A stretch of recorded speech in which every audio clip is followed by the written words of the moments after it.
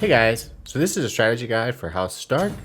It's going to cover a little bit about the early game, a little bit about their mid game, just a little bit, and then it's going to go into the easiest path to victory and the key points for you to defend. If you're looking to skip ahead, take a look at the timeline below. Thanks for watching. So early game is Stark. You have a very big disadvantage, which is you only have one supply. Every other house starts with two. But that's okay, because your early game focus is going to be just securing the north up here. That's all you want to do is put one footman in each of these locations in the north, or as many as you can. Another big benefit you have is you have Carhold and Castle Black, which are very easy locations to consolidate power, where hopefully it's not going to get raided. And that'll keep you high up on the bids whenever those occur, or if you want to be more thematic, preventing invasions from the wildlings. You also end up starting with 3 power tokens, which is pretty nice. I think something that's really important to do as Stark is a +1 march order here. We really want to secure the narrow sea, not because it's going to be particularly important to us in the early game, but because if this is taken by Baratheon, it's incredibly difficult to dislodge him due to a couple of his house cards, which I'll cover in a later video.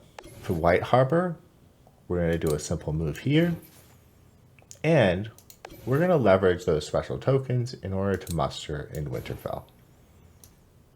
Okay, so looking at our action phase. One thing that we want to do is we want to make sure that we're the person on the offensive here. And if you go down to Baratheon, they really don't have much of an option to play multiple march orders. So even if they ended up playing a march order in Dragonstone and a march order in Shipbreaker's Bay, because they go first, you're able to wait and force them to move into the narrow sea before you. So we're going to move in White Harbor first, and this is a bit of a matter of preference. I personally don't like to take supply first because there's a very low chance that you actually consolidate supply. I believe it's about 15%. So what I like to do is to move this unit all the way up into Carhold or Castle Black. I kind of prefer Carhold because that's only vulnerable from one side of the sea. And this little guy becomes your power generator throughout the game. Okay, so it looks like Baratheon did end up taking the narrow sea, which oftentimes happens when you are playing against the AI, but in multiplayer, I find it doesn't happen as much.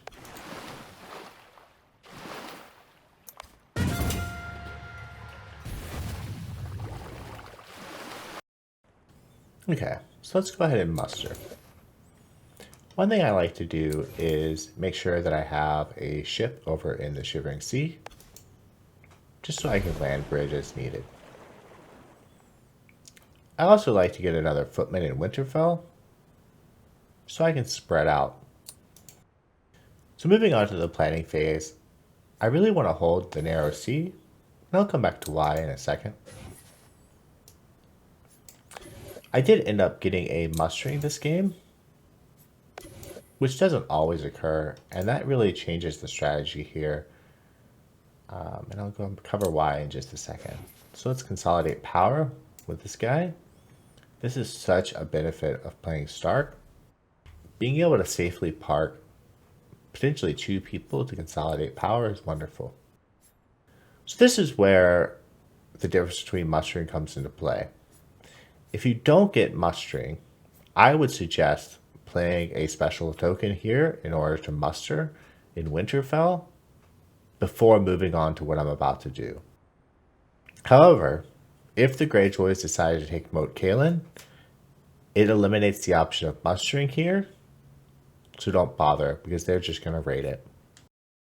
When you muster here, if you don't happen to have the Westeros muster card, I would suggest putting at least 1 ship into the Bay of Ice. Now that's not going to prevent the Greyjoys from taking the Bay of Ice from you, but it's going to be a bit of a canary in a coal mine situation. When the Greyjoys come in to destroy that ship, it at least won't be completely defenseless for them, and you'll get a little bit of an early warning sign from a Greyjoy attack, because they can take Winterfell from you if you stretch yourself too thin. So since I got mustering, or let's say I didn't, and you ended up doing mustering in round 2, or Moat Kalen was taken, this is your opportune time to move out and to take some additional land. For this ship, if you see Greyjoy and Sunset Sea, it's especially important just to put a defense token here to make it a little more difficult for them. Because there's no need to do that, I really just going to throw a support here. There's really not much else I can do with it. So moving on to the second turn's action phase. So I'm going to take this footman here, and I'm going to move them into Castle Black just to create another consolidate power generation. So I'm tempted to move into Moat Kalen here, but it looks like Greyjoy is going to end up moving into there this round. So for the purposes of this video, I'm going to move into what I would consider mid-game for Stark, although realistically maybe I should hold back another round. I'm going to move this knight over into Mountains of the Moon, and that'll get me 1 extra barrel for supply, putting me on even footing with some of the other players, and helping us with our mid-game strategy. So moving into the planning phase for the third round. So the reason I moved into the Mountains of the Moon here is that as you go into the mid-game with Stark, one of your goals is to take the Eyrie here. It has a neutral force of 6, so if you can manage to get a support from here with a footman or a knight, that gives you 2 or 3. So it's not too bad to take. And it'll also give you a barrel and a crown. If you can hold the narrow sea, it also becomes another potential place to consolidate power and gain influence as the game goes through. However, in this situation, because Moat Kalen's been taken by Greyjoy, I can no longer muster in Winterfell. So that immediately shifts my priorities to taking back Moat Kalen pretty much at all costs. I think that covers the early game pretty well, with the exception of I didn't pick up the Stony Shore or Widow's Watch in this case. Those are still goals that I'd have. So moving on to where are the 7 castles you need in order to win? Well, right in the north here, you have Winterfell, White Harbor, and Moat Kalen. From the Bay of Ice, I think depending on how things go down, you'll eventually have a good opportunity to take Flint's Finger without too much resistance, which will bring you to 4 castles.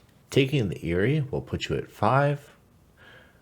And the part that I really like about this is that, especially if Greyjoy ends up fighting Lannisters, you're not going to get too much pushback getting Flint's Finger, Moat Kalen, or the Eyrie from any of the other players.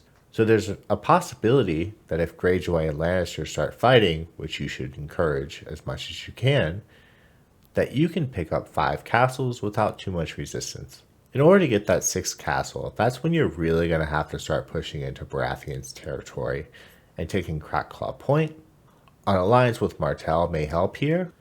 They may be looking to take the Shipbreakers Bay anyhow, and you can provide support from the Narrow Sea if they do that. That would bring you to 6 castles, which means you would have to be a little tricksy in order to obtain your 7th castle, which could be anything from Seaguard. You could perhaps go into Harrenhal, but no matter where you go, you're going to end up stretching your forces really thin, and you're going to have to take it for the victory and a little less about holding it. Moving on to key defensive areas.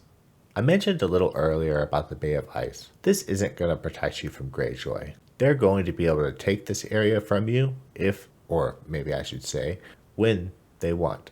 But maybe you'll luck out and they'll have their eyes elsewhere. You should really only put 1, perhaps 2 ships in the Bay of Ice, just so you're not looking like too much of a pushover. Anything more than that isn't going to serve you much purpose, because moving into the Sunset Sea, you already have access to Flint's Finger, and it doesn't open up any other options for you. So I wouldn't typically recommend expanding that direction. Winterfell obviously is going to be a very good place to defend, along with White Harbor, mostly because those can help you defend Moat Kalen, and Moat Kalen is especially important to hold because that prevents raid orders from being played against some of your mustering areas of Winterfell. On the right hand side of the board here, we have the Shivering Sea, which It's very good to support the narrow sea. It'll also protect the right side of the north. The narrow sea is incredibly important to hold because if you lose the narrow sea, you start opening up your core territory. You lose your land bridge into the Vale, which is this section here, and you open up the possibility of the Shivering Sea getting raided, all of which is very bad for you. Moving into the Vale, the Mountains of the Moon is something I think a lot of players overlook as how critical it is. Because from here, you can provide support to the Erie. You can also provide support to the Fingers and the Twins, which aren't typically contested areas, but they may be good, easy wins for you. But most importantly, the Mountains of the Moon can help provide support when you choose to push into Crackclaw Point without stretching your forces too thin, especially if you can convince Martell to come in and take Shipbreaker's Bay. That would allow you to support from the Narrow Sea and the Mountains of the Moon when you attack with another unit into Crackclaw. So I've been getting a massive amount of feedback from you guys around additional strategies to cover or advanced strategies to cover or something like that. So I've been thinking about doing a 2.0 version of this guide.